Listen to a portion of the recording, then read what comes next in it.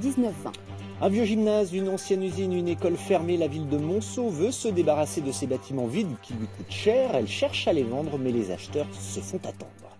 Retrouvez En Saône-et-Loire, la ville de Monceau-les-Mines est embarrassée par son patrimoine immobilier. La commune doit entretenir plusieurs bâtiments vides, une usine désaffectée, une école de musique fermée ou encore un ancien gymnase. Elle cherche donc à les vendre, mais les repreneurs ne se bousculent pas. Reportage de Fanny Borius et Anthony Borloo. Ce site a été utilisé jusqu'en 2009, mais depuis le déménagement de l'école de musique en centre-ville, les 2500 m², dont 200 m² habitables, sont à l'abandon. Donc là, ils ont dû essayer d'ouvrir, là. La mairie a reçu des visites de particuliers, mais les travaux à entreprendre découragent les investisseurs. La question de la démolition se pose. C'est un bâtiment, à mon avis, qui est voué à la démolition. Ce serait rare que l'on trouve véritablement un acquéreur pour le remettre en état. On voit l'état, c'était squatté, pillé. Le problème, c'est que si des tuiles ou autres, ou des zingues qui s'envolent par le vent, des choses comme ça, font courir des risques à la collectivité, bien sûr. En termes de responsabilité, c'est important, quoi.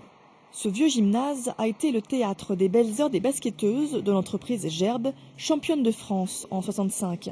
Mais le site ne répond plus aux normes de sécurité actuelles. Sa réhabilitation passe par un désamiantage très coûteux que la mairie ne peut se permettre. C'est cette ancienne manufacture de pantoufles en plein centre-ville et fermée au début des années 90 qui pose le plus de problèmes. Sa démolition coûterait 250 000 €, un coût exorbitant, mais la mairie veut rester optimiste et compte sur un repreneur potentiel.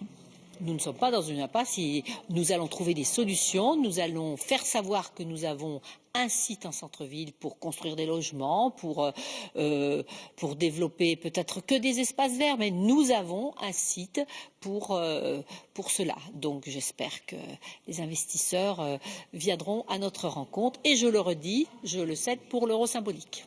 En tout, ce sont plus de 10 000 m² pour lesquels une nouvelle vie est à trouver. Et l'enjeu est grand, puisque la maire a été élue sur son projet de réhabiliter le centre-ville.